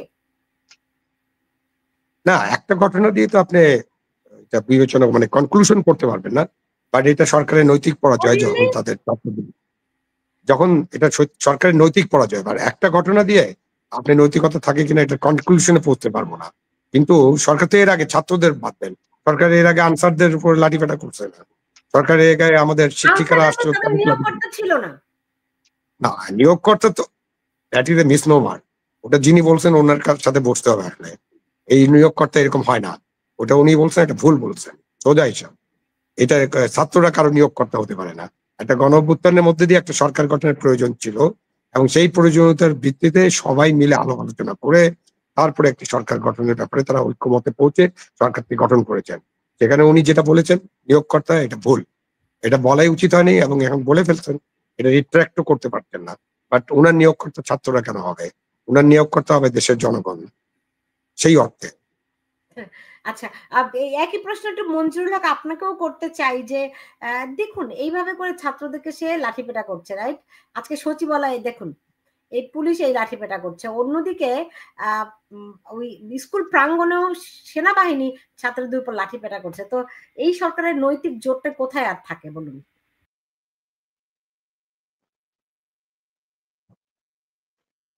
যে লাঠিপেটা যেটা করছে এটি হলো সরকারের রেগুলেশন অফ ওয়ার্ক। এটি সরকারের নিত্য নৈমিত্তিক কাজ। আইন শৃঙ্খলা রক্ষার নামে সরকারের পুলিশ বাহিনী বিভিন্ন বিক্ষুব্ধ জনগণের উপরে লাঠিপেটা করবে, তাদেরকে ছত্রভঙ্গ করবে। এটি যেহেতু সেনাবাহিনী এখন ম্যাজিস্ট্রেসি পাওয়ার নিয়ে আছে, তাই সেনাবাহিনী এই কাজে হাত লাগাচ্ছে, তা না হলে এটি শুধুমাত্র পুলিশের কাজ। তো এই কাজটি আপনাকে সরকার চালাতে গেলে করতে হবে, এর কোনো ব্যত্যয় ঘটবে না, আপনাকে করতেই হবে। কিন্তু আপনি যে আগ বেড়ে বলেছিলেন যে তারা আমার নিয়োগকর্তা এবং সারা আমাদের দেশে শুধু না সারা পৃথিবীতেই সমস্ত রাজনীতি বা রাষ্ট্র পরিচালনার ভার এই তরুণদের হাতে ছেড়ে দেওয়া উচিত, তো এই কথাটি বলার সময় তার স্মরণে ছিল না যে তার বয়স তখন 85 বছর, তিনি আগে নিজে ছেড়ে দিয়ে একটি নজির স্থাপন করতে পারতেন। এই যে দেখো তোমরা আমাকে নিয়োগ দিলে, কিন্তু আমি তোমাদের হাতে দায়িত্ব দিয়ে আমি দায়িত্ব থেকে অব্যাহতি নিলাম, যে তরুণরাই এগিয়ে আসুক। এটি ছিল হচ্ছে একটি নজির স্থাপন করা, তা তিনি করেননি। তিনি বসে আছেন, তার সমবয়সী আরো 20-22 জন উপদেষ্টা বসে আছেন, দুজন ছাত্রকে নিয়ে তিনি কুমিরের ছানার মতন প্রদর্শন করছেন যে তারুণ্যকে আমরা সামনে নিয়ে এসেছি, তারুণ্যরাই হচ্ছে আগামী দিনের ভবিষ্যৎ, এরাই আগামী দিনে দেশ চালাবে। এইসব ধাপ্পাবাজি কথা দিয়ে জনগণের একটা অংশকে আপনি কিছুদিনের জন্য প্রভাবিত করতে পারেন, কিছুদিনের জন্য প্রলুব্ধ করতে পারেন, বেশি দিনের জন্য এটা পারা যাবে না। সেই কিছুদিনের সময়সীমাটা পার হয়ে গেছে, এখন জনগণ প্রতিবাদ করছে। এখন এই প্রতিবাদের কারণে আপনার পায়ের তলার মাটি নরম হয়ে যাচ্ছে, আপনাকে বাধ্য হয়ে শক্তি প্রয়োগ করতে হচ্ছে। এই যে আপনি গোপালগঞ্জে যে শক্তি প্রয়োগটা করলেন, এইরকম শক্তি প্রয়োগ কিন্তু বাংলাদেশের ইতিহাসের আগে ঘটেনি। যে একটি রাজনৈতিক দলই নেই, সেই দলের কোনো কর্মী নেই, সেই দলের সমর্থক আছে, সেই সমর্থকরা তাদের প্রাণ দিয়ে ওই সমাধিকের ক্ষেত্রটা বাঁচাতে চাইছে। সেজন্য আপনার এই দলটি যখন উচ্ছৃঙ্খল কথাবার্তা বলেছে তখন তাড়া করেছে তাদেরকে। সেই তাড়া করার অপরাধে আপনি বাড়ি বাড়ি যে পাক হানাদার বাহিনীর মতন মহিলাদের সাথে অসদাচরণ করতে পারেন না, পুরুষ শূন্য করে দিতে পারেন না একটি জেলাকে। এবং যে শব্দগুলো এসছে শব্দগুলো অপমানজনক বাঙালি জাতির জন্য। একজন মহিলাকে জিজ্ঞেস করা হয়েছে যে আপনার স্বামী কই, তিনি বলেছেন স্বামী বাসায় নেই। তো তার উত্তরে বলা হয়েছে স্বামী না থাকলে এতগুলো বাচ্চা আসলো কোত্থেকে। কি জঘন্য একটা উক্তি, আপনি চিন্তা করুন, কত বড় অশ্লীল এবং কত বড় অমানবিক একটা উক্তি। যারা এই ধরনের, আমি এই ধরনের কাজগুলো সরকারকে এখন আরো বেশি করতে হবে। সরকার আগামীতে আরো বেশি এই ধরনের নিপীড়নমূলক কাজ তাকে করতে হবে টিকে থাকতে গেলে। এখন তো জনসমর্থনের জায়গাটি শেষ। সেনাবাহিনী এবং এনসিপি একটা পরিপূরক মুদ্রার এপিট হয়ে গেছে। মানে অনেকেই অভিযোগ করছেন যে সেনাবাহিনী হচ্ছে গিয়ে এনসিপির সামরিক শাখা, রাইট, অথবা সেনাবাহিনীর রাজনৈতিক শাখা হচ্ছে গিয়ে এনসিপি, এরকম অভিযোগ অনেকেই করছেন, যেভাবে করে তারা ব্যস্ত এদেরকে পাহারা দেওয়ার জন্য। অন্যদিকে এইখানে এই দুর্ঘটনায় তাদের কোনো ইনভলভমেন্টই আমরা দেখলাম না। এই বাহিনী একটা সুশৃঙ্খল বাহিনী, অথচ আমরা দেখলাম পোড়া সমস্ত শরীর পুড়ে গেছে, একটি ছেলে হেঁটে হেঁটে তার একটা যানবাহন খুঁজছে। এইটিকে মানে এটা সেনাবাহিনী খুব কাছে তাদের তত্ত্বাবধানে হওয়ার কথা ছিল। এই পরিস্থিতি কেন? সেনাবাহিনী কি শুধুমাত্র এনসিপি কে রক্ষা করার দায়িত্ব তাদের? আবু আলম মোহাম্মদ শহীদ খান। প্রথম উত্তর হচ্ছে না, এনসিপি কে রক্ষা করার দায়িত্ব সেনাবাহিনীকে কেউ দেয়নি, এটা বাংলাদেশের জাতীয় সেনাবাহিনী, সুতরাং গোটা জাতিকে গোটা দেশ রক্ষা করার দায়িত্ব তাদের। তাদের এপিসি নিয়োগ করছে এনসিপি কে রক্ষার জন্য, তারা তাদের ডগ স্কোয়াড নিয়োগ করছে এনসিপি কে রক্ষার জন্য, রাইট? তারা তো তাদের সর্বশক্তি নিয়োগ করছে তাদের রক্ষার জন্য। সেনাবাহিনী যে নিয়োগ করেছে, সেনাবাহিনী চার্জে কে আছে? সেনাবাহিনী প্রধান কার অধীনে কাজ করতেছেন? আমার বাংলাদেশের আমাদের ডিফেন্স মিনিস্টার বা ডিফেন্স অ্যাডভাইজার কে?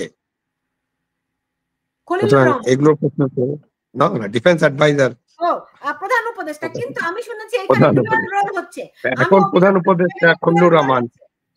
ইয়েস, ওটা তো আরেকটাই বিষয়, কিন্তু প্রধান উপদেষ্টার নির্দেশ ছাড়া তো সেনাবাহিনী এই কাজে নামতে পারে না, সুতরাং এটার জবাব তো প্রধান উপদেষ্টাকে দিতে হবে। এই নির্দেশটা কি আমরা প্রধান উপদেষ্টার কাছ থেকে পেয়েছি, নাকি নিরাপত্তা উপদেষ্টা খলিলুর রহমানের কাছ থেকে এসেছে, নাকি সেটা আমি জানি না। ওয়াকারুজ্জামান সেটা আমি জানি না, তিনজনের একজন তো দিয়েছেন, কে এসে? আমি জানি না, বাট এটা তো প্রধান উপদেষ্টার কাছ থেকে পাওয়ার কথা। আপনি যদি সেনাবাহিনীকে কোথাও মোতায়েন করতে চান, সেনাবাহিনীকে ব্যবহার করতে চান এবং বল প্রয়োগের জন্য ব্যবহার করতে চান, এটা খুব ইম্পর্টেন্ট। আপনি বল প্রয়োগের জন্য ব্যবহার করবেন না, এটাই হলো আপনার ওয়াদা ছিল। এখন আমরা কখন 3 আগস্ট আমরা কি শুনেছি? ডিক্লারেশন, সেনাবাহিনী প্রধান বলেছেন যে আর তাদের সেনা সদস্যরা কোথাও কোনো গুলি করবে না, এটা ছিল তার ডিক্লারেশন। এরপরে যখন সরকার গঠন হয় তখন ডক্টর ইউনূস কি বলেছেন? আমরা কোনো মারণঘাতী অস্ত্র ব্যবহার করতে দেব না কাউকে, এটা তো ডিক্লারেশন। তারপরে আপনি গোপালগঞ্জে চুজ অ্যান্ড পিক সিস্টেমে গোপালগঞ্জের যে বল প্রয়োগের ঘটনাগুলো ঘটছে, এটা অবশ্যই আলোচনা করতে হবে এবং এটা তো নিন্দা করতে হবে এবং এই আলোচনাটা আরো অনেক দূর যাবে। আপনার এখন যেটা দেখা যাচ্ছে, সেখানে আমাদের যে রাষ্ট্রীয় বাহিনীগুলো আছে, সেনা, পুলিশ, বিজিবি, নৌবাহিনী, যেটাই আপনি মোতায়েন করেন, এদের প্রত্যেকের পিক অ্যান্ড চুজ করে তারা চেষ্টা করতেন, যেটা আপনার কথায় আমি বুঝতে পারছি এবং আমি নিজেও বুঝতে পারছি। এনসিপির ব্যাপারে তাদের কোনো পিক অ্যান্ড চুজ নেই, তাদেরকে রক্ষা করতে হবে।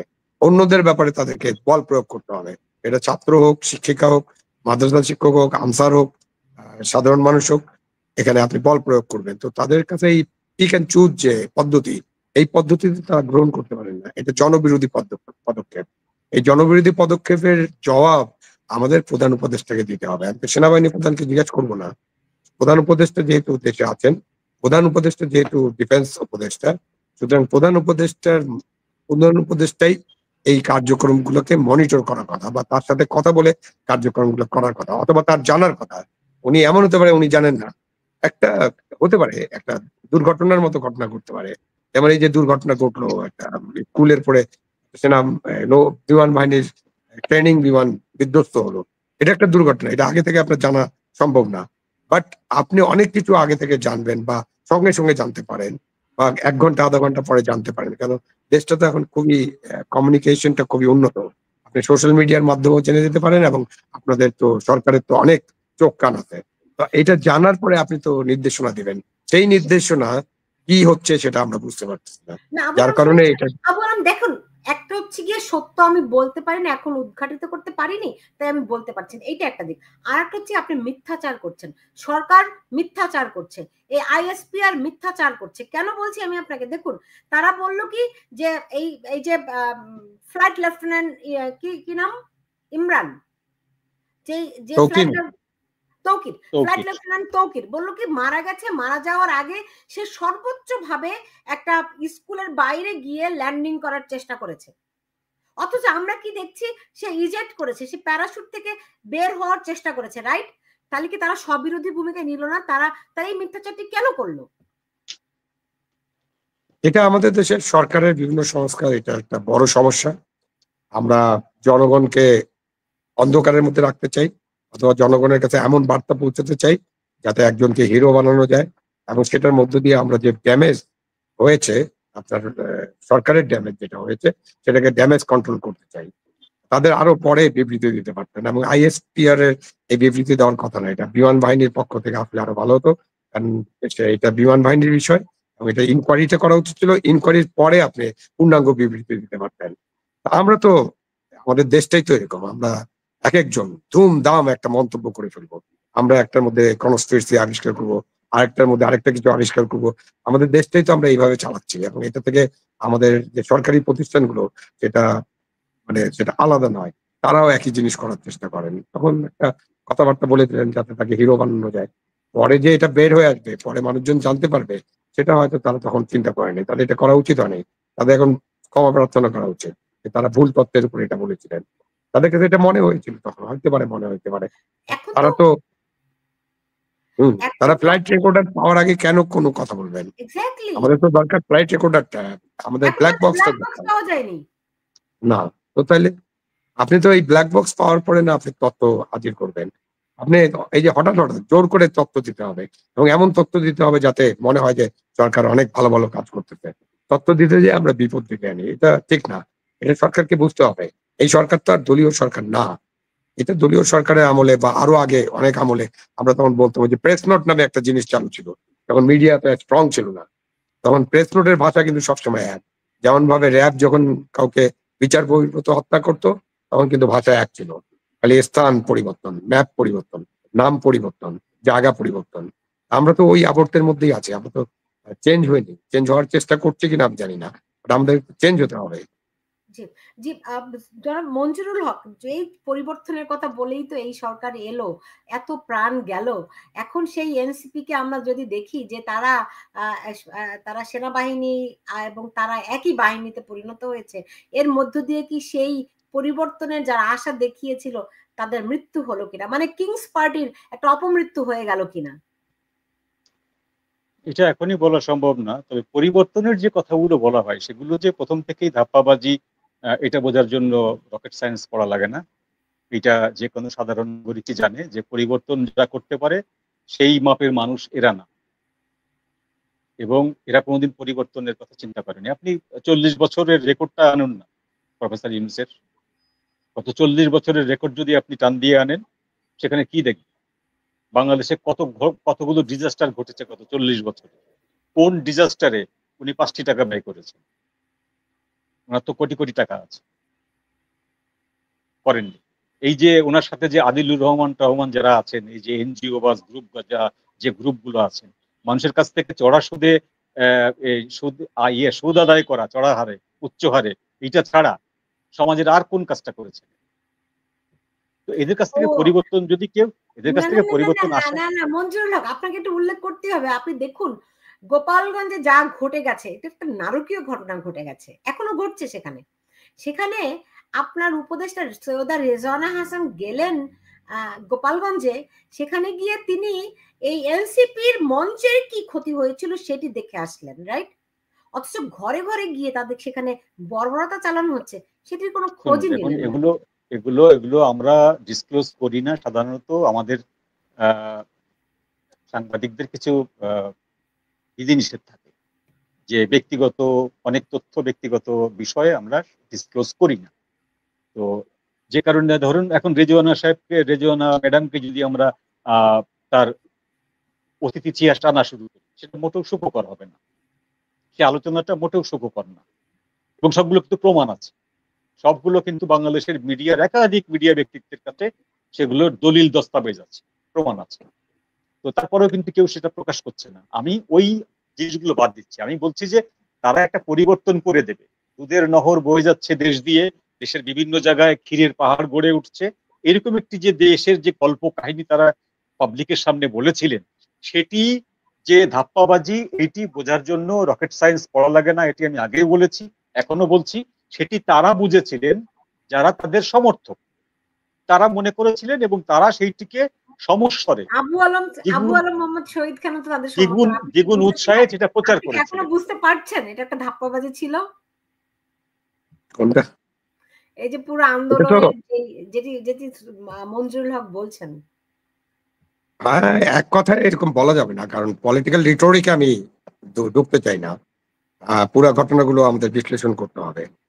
এদের যেরকম আমরা বিশ্লেষণ করব যে তাদের কি কথা ছিল, কি মিথ্যাচার ছিল, কি করতে চেয়েছিল, কি করছে, এটা যেমন আপনি অ্যানালাইসিস করবেন তেমনি অ্যানালাইসিস করবেন অতীত সরকারগুলো কি করেছিল, তারা জনগণকে কি বলেছে। ভাই আমি এক মিনিট একটু চেয়ে নিচ্ছি। এই যে পরিবর্তনের কথাটা যেটা বললাম আমি, যে পরিবর্তন এদের দ্বারা সম্ভব না কি জন্য, সেটি হলো যে এখন যদি কেউ বলে যে আমি এমন একটি রাষ্ট্র গঠন করব যেখানে সুদ থাকবে না, অ্যাবসার্ড ব্যাপার না এটা?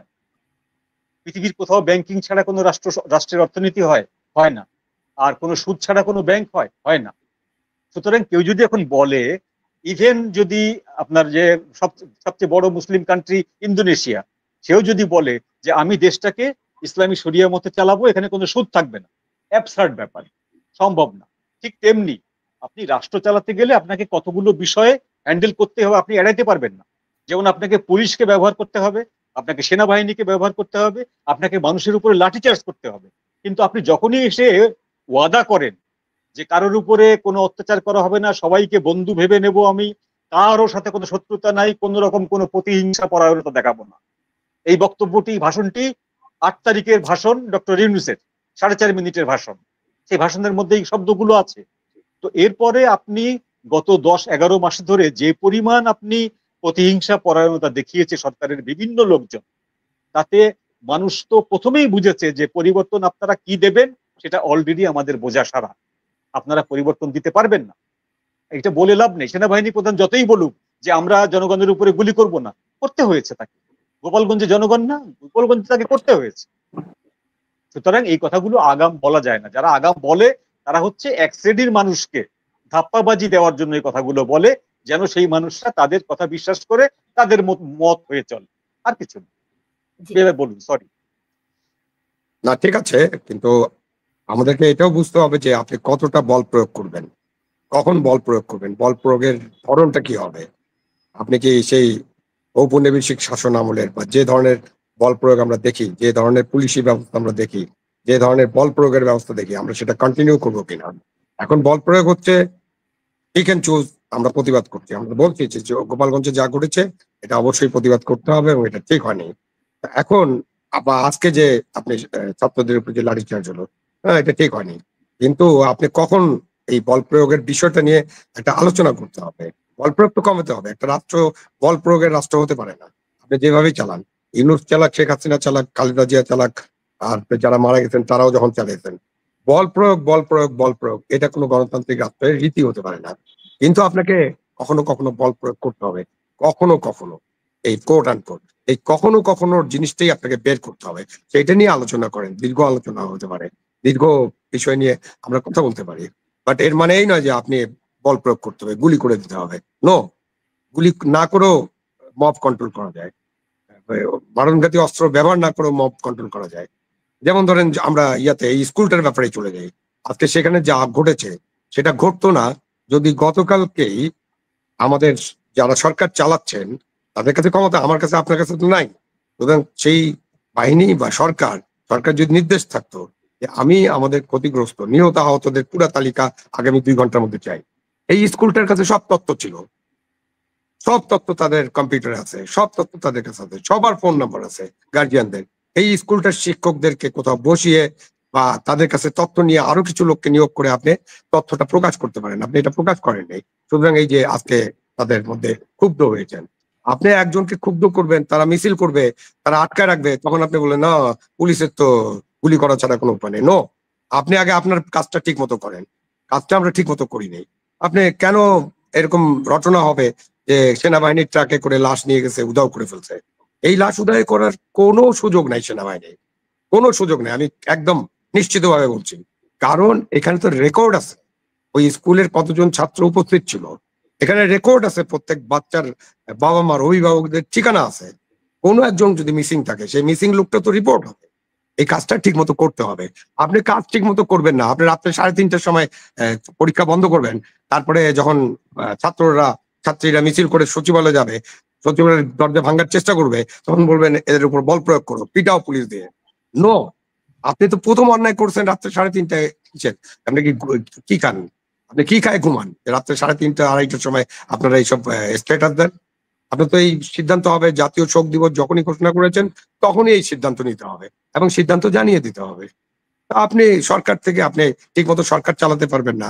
আপনি সরকার চালানোর ক্ষেত্রে আপনার নানান ধরনের প্রতিবন্ধকতা বা নানান ধরনের সীমাবদ্ধতা আছে। আপনি এই সরকার তো আসলে চালানোর লোক আপনারা না, মানে উনারা আর কি ডক্টর ইউনূসের সাথে যারা আছেন, যে যারা বৃদ্ধ মানুষ, যারা মূলত এনজিও করেছেন, তাদের মধ্যে কোনো রাজনীতিবিদ তো নাই, আর 2জন ছাত্র আছে। এদেরকে দিয়ে তো আপনি এই সরকার চালাতে পারবেন না বেশি দিন। সুতরাং এই যে চালাতে পারবেন না, সেই জন্য আপনাকে ঠিক করতে হতো যে আপনি কতদিন সরকারটা চালাবেন, কি কি করবেন। আপনার কাছে কোনো লিস্ট নাই, তো শপিং লিস্টই নাই এই সরকারের কাছে। 8 তারিখে ইউনূস সাহেবের কাছে একটা শপিং লিস্ট থাকার কথা ছিল, যে আমি 10 মাস থাকবো, 12 মাস, বা আমি 14 মাস থাকবো, 18 মাস সরকার চালাবো, 2 বছর সরকার চালাবো, আমি 2 বছরে এই কাজ করবো। They have not done that. তাদের হোমওয়ার্ক নাই, শপিং লিস্ট নাই। এখন আপনি যখন যেখানে পারতেছেন, এখানে একটু পোড়া হয়েছে ওখানে একটা মলম লাগাই দেন, ওখানে একটু কাটা গেছে ওখানে একটা ব্যান্ডেজ করে দেন। এইভাবে তো সরকার চলে না। তারা সরকার চালাতে পুরোপুরি ব্যর্থ। বাট বল প্রয়োগ এর বিষয়টাকে আমাদের অবশ্যই আলোচনা করতে হবে। বল প্রয়োগটা সিভিল পদ্ধতিতে করতে হবে। একটা মানবিক গণতান্ত্রিক দেশে আপনি কতটুকু বল প্রয়োগ করতে পারবেন, কি করতে পারবেন, সেটা আপনাকে বুঝতে হবে। আমেরিকাও বল প্রয়োগ করে, বাট ওই বল প্রয়োগ যদি অন্যায় হয় তারপরে বিচার হয় কিন্তু, এবং খুঁজে খুঁজে বিচার আপনি করে। বলছেন এই সরকার ব্যর্থ, তো এই ব্যর্থ সরকার কেমন করে একটা নির্বাচন দেবে? সেটা সরকারকে ভাবতে হবে। তাদের যে ব্যর্থতা, সীমাবদ্ধতা, এখনই তো কথা উঠছে যেটা আমরা এতক্ষণ আলোচনা করলাম, এনসিপির সাথে তাদের যে সখ্যতা, বা এই সরকারই নাকি এনসিপি দলটাকে তৈরি করেছে, এরকম যে অভিযোগ, এবং অভিযোগের পক্ষে অনেক প্রমাণও আছে। সুতরাং এই সরকারের পক্ষে একটা নিরপেক্ষ নির্বাচন পরিচালনা করা সহজ হবে বলে মনে হয় না। সুতরাং একটা তত্ত্বাবধায়ক সরকার হতে পারে। আমাদের তো তত্ত্বাবধায়ক সরকারের যে আইনটা বাতিল করা হয়েছিল, সেটা আবার বাতিল করে দিচ্ছে হাইকোর্টে। সেটা একটা রিট আছে, শুনানি আছে আপার কোর্টে, সুপ্রিম কোর্টে। সুপ্রিম কোর্টে এটা শুনানি করে এটা বের করে নেই। এবং আজকে তো ঐক্যমত্য কমিশনে তত্ত্বাবধায়ক সরকারের ব্যাপারে ঐক্যমত্য তারা পৌঁছেছেন। সুতরাং নেক্সট ইলেকশন, আমি মনে করি, এটা আমার মতামত ব্যক্তিগত, নেক্সট ইলেকশন অবশ্যই একটা তত্ত্বাবধায়ক সরকারের অধীনে হতে হবে। যে জনাব মঞ্জুরুল হক, আপনার কাছে কি মনে হয়? আমার কাছে হয়তো একই জিনিস মনে হয়, এই সরকার নির্বাচন সম্পন্ন করার মতন এদের ক্যাপাবিলিটি নেই। এবং যদি নির্বাচন করে সেইটি আন্তর্জাতিকভাবে গৃহীত হবে কি হবে না পরের প্রশ্ন। প্রথম প্রশ্ন বাংলাদেশের জনগণের কাছে গৃহীত হবে, কারণ এরা সাজিয়ে রেখেছে, কে 1 নম্বর, কে 2 নম্বর, কে 3 নম্বর, এরা সাজিয়ে রেখেছে। ওটা নির্বাচন হবে না। যদি তাই হয় তাহলে ওরা যে বলে যে ইনক্লুসিভ শব্দটার বাংলা তো আমরা জানি, আমরা ইংরেজি না হয় একটু কম জানি, কিন্তু বাংলা তো জানি। তো সেই ইনক্লুসিভ বলতে ওরা যা বোঝায়, সেই ইনক্লুসিভ বলতে বোঝায় একটি দল থেকে বাদ রেখে বাকি সবাইকে নিয়ে ইনক্লুসিভ। ব্যাপারটা তাই না? তো এদের অধীনে নির্বাচন সম্পন্ন করা সেটা অসম্ভব ব্যাপার, সেটা সম্ভব হবে না। যদি হয় সেই নির্বাচন দেশীয় আন্তর্জাতিক কোনোভাবেই সেটা গ্রহণযোগ্য হবে না। ইনক্লুসিভ বলতে শুধু যে একটি দল বাদ তা কিন্তু নয়। আজকে দেখুন প্রধান উপদেষ্টা 4টি দলকে নিয়ে বৈঠক করেছেন। উদ্ভূত যে এখন বর্তমান যে পরিস্থিতি, বিএনপি, এনসিপি, জামাত ইসলামী এবং ইসলামিক আন্দোলন, এই 4টি দলকে নিয়ে তারা বৈঠক করেছে। বাম দলগুলো কোথায়?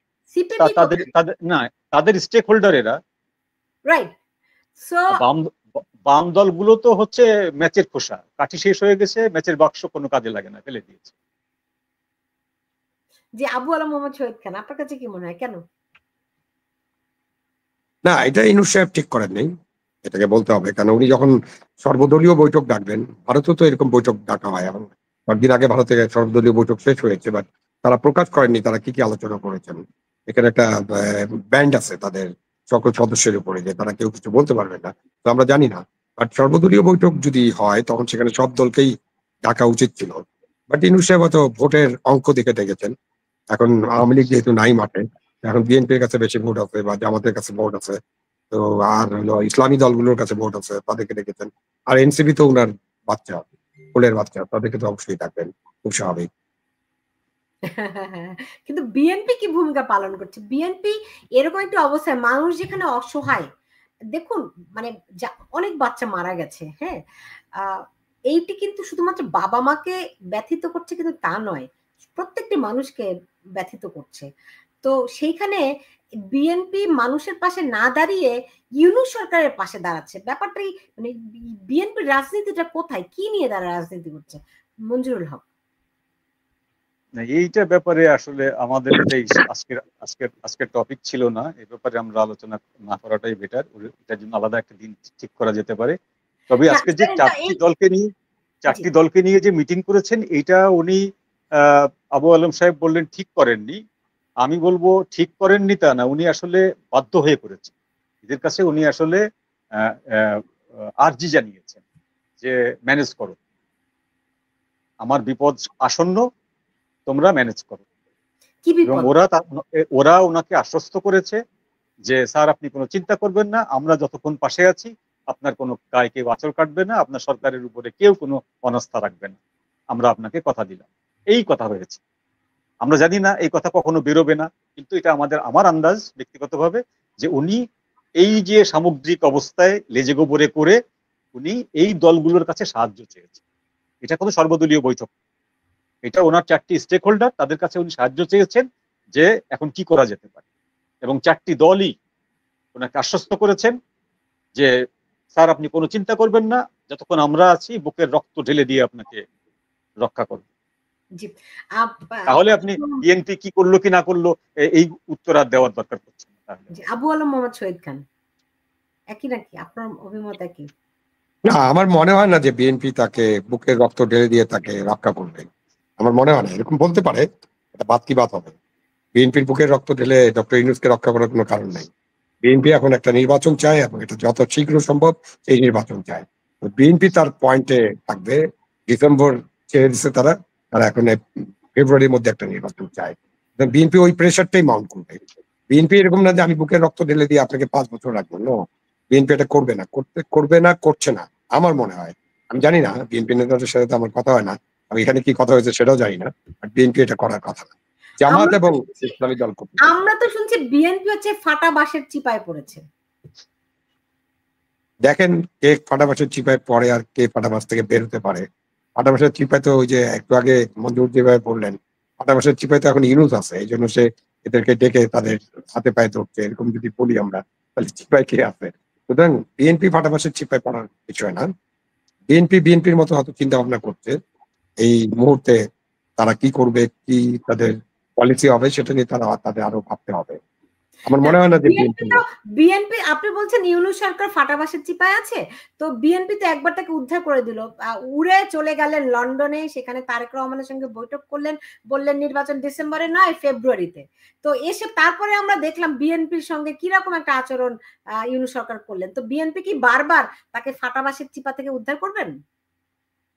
না, ওই যে আপনি বললেন না যে লন্ডনে যে তারেক জিয়ার সাথে বৈঠক করা বা তারেক রহমানের সাথে বৈঠক করা, এটা তো অনন্য সাধারণ ঘটনা। বাংলাদেশের কোন তত্ত্বাবধায়ক সরকার প্রধান বা কোন অন্তর্বর্তীকালীন সরকারের প্রধান কোন সময় এরকম বৈঠক করেছেন কিনা দেশের বাইরে যে? এটা তো ডক্টর ইউনূস সাহেব নিজের স্বার্থে করেছেন। এবং ওই বৈঠক না হলে তো লন্ডন ভিজিটটা পুরাটাই একটা কামাকা ভিজিট হতো। 0+0+0 হয়ে 3টা জিরোতে আর একটা বিগ জিরো হয়ে যেত। উনি করেছেন। এখানে তো ধরেন যে রাজনীতি তো একটা খেলা, এটা পাশা খেলা বলতে পারেন, দাবা খেলা বলতে পারেন, যে কোনো খেলার সাথে তুলনা করেন। এই খেলায় যারা কম্পিটিটর তারা প্রত্যেকেই পয়েন্ট অর্জন করার চেষ্টা করবে। ইউনূস সাহেবের মতো খেলছেন, অন্যান্য দলও তাদের মতো খেলবে।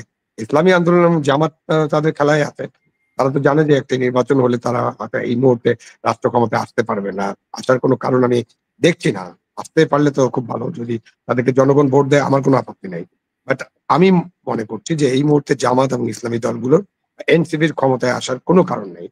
প্রধান ক্ষমতায় আসবে এখন যে দল, সেটা হলো বিএনপি।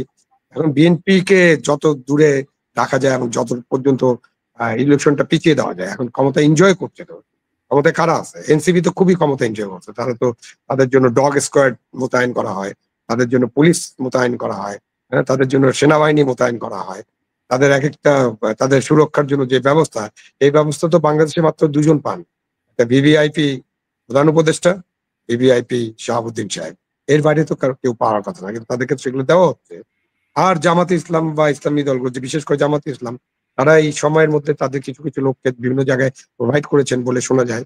তাদের ব্যবসা বাণিজ্য ভালো চলছে, তারা ইউনিভার্সিটি গুলোতে তাদের লোকজন দখল করে ফেলেছে, বিভিন্ন ইসি প্রভিসির পোস্ট, তাদের সচিবালয়েও তাদের অনেক লোকজন নাকি তারা পোস্ট করতে পেরেছেন। সুতরাং তারা তো একটা মোটামুটি আরামে আছেন।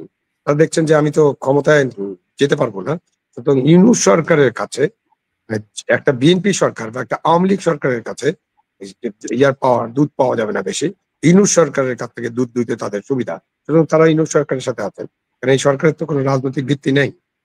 এটা পরিষ্কার কি কারণে কে কার সাথে আছেন। জি, আমি শেষ করব। জনাব মঞ্জুরুল হক, সেনাবাহিনীকে এইরকম জনবিরোধী অবস্থান, জনগণের তাদের উপর এত অনাস্থা আগে কখনো দেখেছেন কিনা? দেখেছি, একাধিকবার দেখেছি, তারপরেও আমাদেরকে বলতে হয়েছে দেশপ্রেমিক সেনাবাহিনী। আমাদের ট্যাক্সের টাকায় লালিত, আমাদের কৃষকের রক্ত ঘামে লালিত সেনাবাহিনী, এবং সেই সেনাবাহিনী তাদের ইতিহাসের সবচেয়ে বেশি সুযোগ সুবিধা অর্জন করেছে গত 15 বছরে। সেনাবাহিনী তো সেই সরকারকেই রক্ষা করে, তাই না? তখন তো তারা সেনাবাহিনীর ভাবমূর্তির এখন কি হবে? সেই সেনাবাহিনীর ভাবমূর্তি যা হওয়ার তাই হচ্ছে এখন।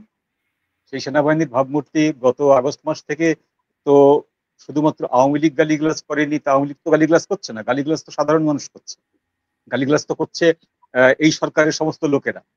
এই সমস্ত সরকারের লোকেরা সেনাবাহিনী সম্পর্কে যে মন্তব্য করেছে, সেই মন্তব্য বাংলাদেশের সেনাবাহিনীর জন্মের পর থেকে আজ অব্দি কেউ করার সাহস করেনি কোনোদিন, ইতিহাস নেই। যে সেনা সদর গুড়িয়ে দেব, ওয়াকারকে সরিয়ে দেব এবং একটা ছাত্র নেতার সাথে ওয়াকারের তুলনা করে স্লোগান তোলা, এগুলো তো বাংলাদেশের ইতিহাসে ঘটেনি। তারা করেছে, করার পরেও তারা পিঠ চাপড়ানি পেয়েছে, পেয়েছে, বলেছে ওই বাচ্চা মানুষ ভুল করেছে, এটা পাগলের প্রলাপ, এটা আজগুবি কথা, মন গড়া কথা। এর বেশি কিছু সেনাবাহিনী করেনি।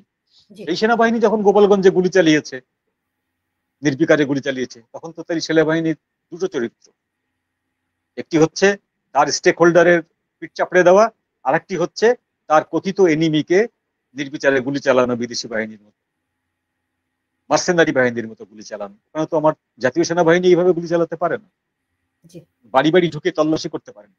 এই চিটাগংয়ে যেটা করেছিল হিন্দু বসতিদের উপরে গত বছর, রাতের বেলা, রাতের অন্ধকারে লাইট অফ করে দিয়ে, সিসিটিভি অফ করে দিয়ে যেভাবে তার ডিজাস্টার করেছিল, সেই ঘটনা গোপালগঞ্জে ঘটেছে। তাহলে এই সেনাবাহিনীর ভাবমূর্তি কি হলো কি না হলো, ওটা দিয়ে জনগণের কিচ্ছু যায় আসে না, কারণ এই সেনাবাহিনী জনগণের রক্ষক না, জনগণকে রক্ষা করছে। আমি শেষ করব। আবু আলম শহীদ খান, আপনার শেষ মন্তব্যটি শুনতে চাই।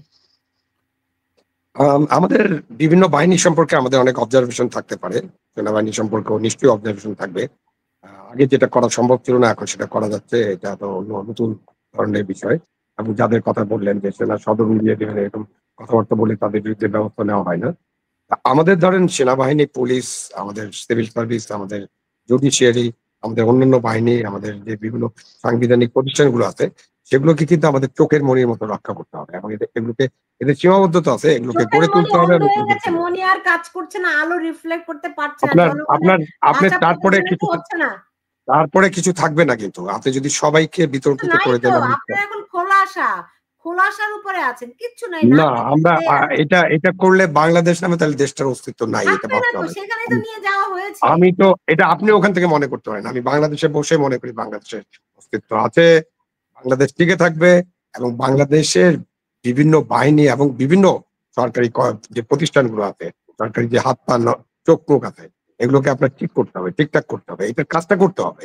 এমন না যে এই কাজটা করা যাবে না, করতে হবে। করে বিড়ালের গলায় ঘন্টা কে বাঁধবে, সেই সার্জনটা কে বাঁধবে, কে আশা দিবে, ভরসা দিবে? আবার ওই যে আবার মানুষ রাস্তায় নেমে যাবে। আপনি তো এই সরকারের অধীনে কোনো ভালো নির্বাচন হবে না, তো নির্বাচনের জন্য আবার একটা সরকার গঠন হবে, তখন সেই সরকার হয়তো তাদেরকে সেভাবে হ্যান্ডেল করবেন, তাদেরকে নির্দেশনা দিবেন। তো আমাদেরকে অল্টারনেটিভ গুলো চিন্তা করতে হবে। আমরা হঠাৎ করে কাউকে একেবারে দেশপ্রেমিক না, ওখান থেকে চলে গেছে, এটা দ্বারা কিছু হবে না, এরকম আমি বলি না। আমাকে এগুলোকেই কাজে লাগাতে হবে। এটা ইউনূস সাহেবরা কিন্তু প্রথম থেকে বলেছিল, এখন তো বুঝতেছে যে পুলিশ ছাড়া লাঠিচার্জ করার কোনো লোক নাই, সেনাবাহিনী ছাড়া গুলি করার লোক নেই।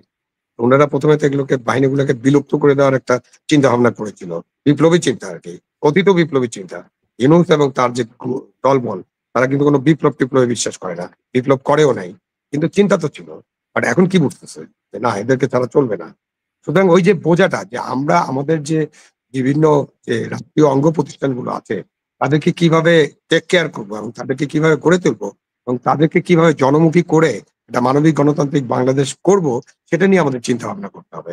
আমি বলতে পারি যে না, এটাকে বাদ দিয়ে দেন, বাদ দিয়ে তো আমি সামনে এগুতে পারবো না, এগুতে পারার কোনো লক্ষণ আমি দেখতে সম্ভব না।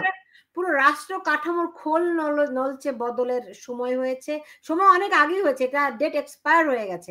এখন কিভাবে সেটি করা যাবে একমাত্র মানুষকে ঠিক নির্ধারণ করতে হবে শেষ পর্যন্ত। আবু আলম মোহাম্মদ শহীদ খান এবং মঞ্জুরুল হক, আপনাদের দুজনকে অনেক ধন্যবাদ জানাচ্ছি আমার সঙ্গে আজকে যুক্ত হওয়ার জন্য। আপনারা দুজনেই ভালো থাকুন এবং দর্শক আপনারাও যারা আমার সঙ্গে এতক্ষণ যুক্ত ছিলেন তাদেরকেও আমি অনেক ধন্যবাদ জানাচ্ছি আমার সঙ্গে যুক্ত থাকার জন্য। যে যেখানে আছেন সবাই ভালো থাকুন সেই প্রত্যাশা রেখে আমি বিদায় নেব এবং একটি কথাই বলবো, শেষ পর্যন্ত জনগণের শক্তি আসল শক্তি, জনগণ সেই শক্তি নিয়ে দাঁড়িয়ে যাক, দেশটিকে রক্ষা করুক সেই প্রত্যাশা রেখে বিদায় নিচ্ছি। সবাই ভালো থাকুন।